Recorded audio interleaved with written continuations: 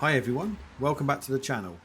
Today I'm at St Cadoc's church, which is in the village of Raglan. The church is located a few miles away from the famous ruins of Raglan Castle, which was once the home of Henry VII. This is a 14th century church and it is steeped in history. We'll go inside now and have a look around.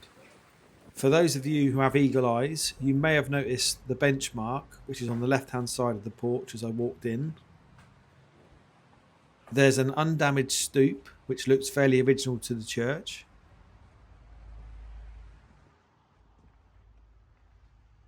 The first thing you notice when you walk inside is the beautiful font.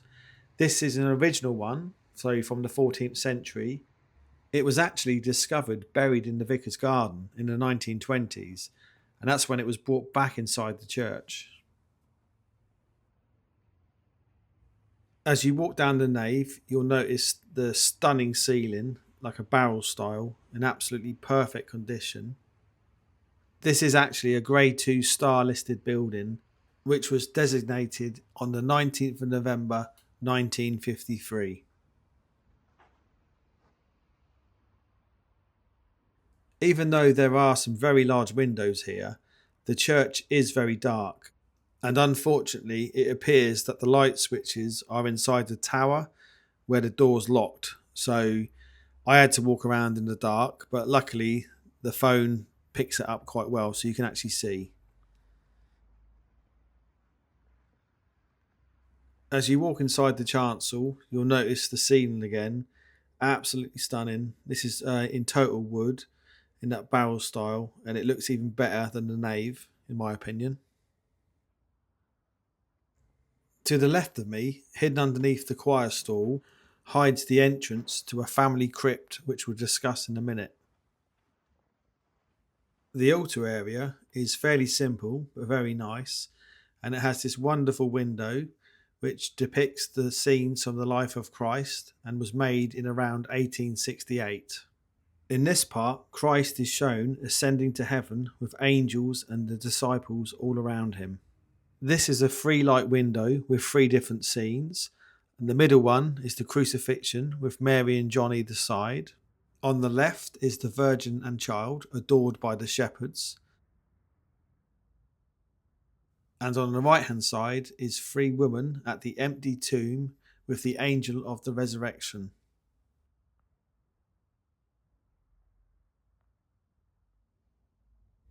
Here's the view from the altar looking west, and you can see it's a very large church.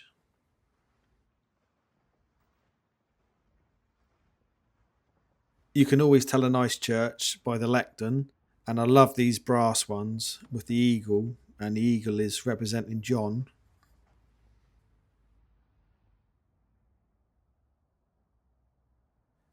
There's a really nice pulpit here, and you can get there by walking up these stairs, and it's thought that these would have been the original stairs that led to the rood and loft, which is no longer here anymore. I believe this was done in the 1860s when there was a major Victorian restoration done on the church where they replaced all the windows at the same time.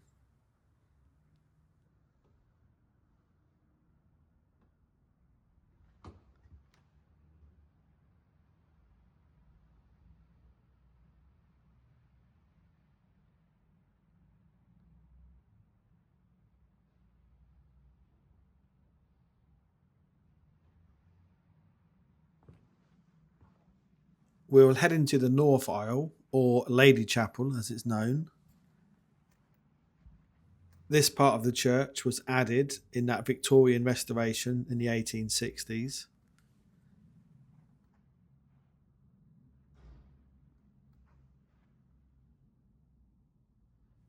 And behind this altar, you'll find the Beaufort Chapel. And this is also where the church organ is situated. Now, I couldn't find out any information about the organ, but it is an absolute beauty, and I'm sure it sounds absolutely amazing. Now, underneath this part of the church, you'll find what is known as the Somerset Vault. It holds the remains of some of the noble Somerset family who first were earls and later marquesses of Worcester. The Somerset vault lies a couple of metres underneath the Beaufort Chapel. It is believed that there are at least 12 people buried there, and the vault contains lead coffins, remains of bones, and funeral ornaments.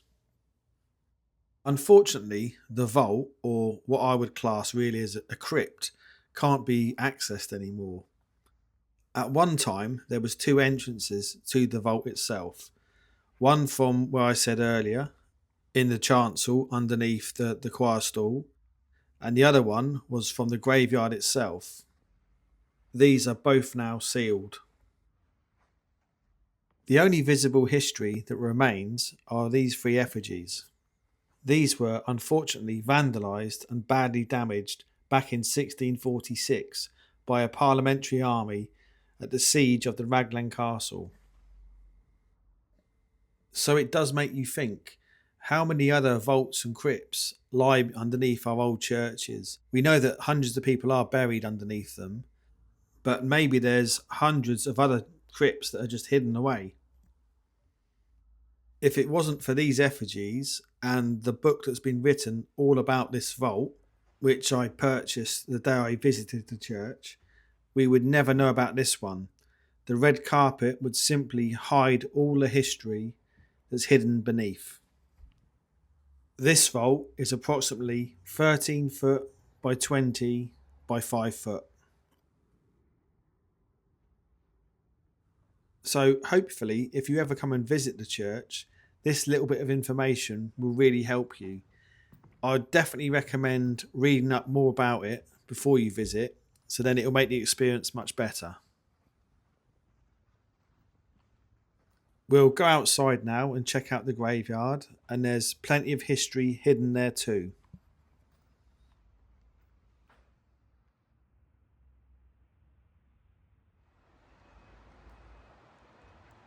So this church is still very much in use, and there's a lot of modern gravestones here.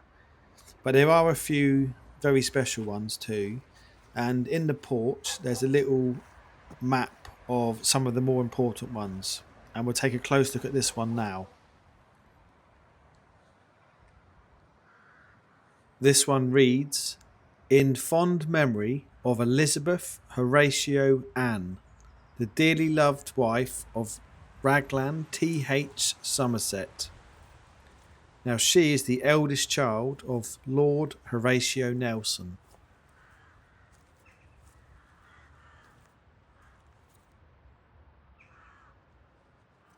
And lying right next to her is the newest addition to the graveyard, and this is a Gillian Powell, and she died on the 13th of January 2026.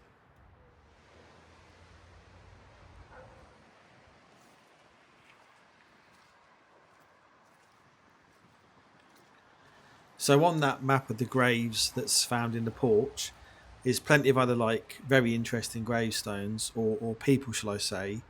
Like one of them was a bare-knuckled boxer, and there was plenty of the other ones. I didn't have a lot of time the day I came here, so it's one of those places you could come and spend a few hours here. And I think they've even got a thing where you can scan your phone and it will tell you all about the gravestone as well, about who was buried there, which is really cool. I actually visited this church about 3 weeks ago. I've been so busy with my proper job, my day job, I haven't had time to do anything. So I apologise that I haven't had a video out for a few weeks, but I'm back on it now. I've got loads of really interesting churches planned, and I want to get back to England, to my home country, and go to a really special church that means a lot to me. So hopefully that will be coming soon. As you might be able to tell by these beautiful yew trees blowing in the wind, I couldn't get the drone up, which is a bit of a shame. But instead, I've took loads of pictures, so I'll leave you with them. I hope you really enjoyed the video, and I'll see you all soon.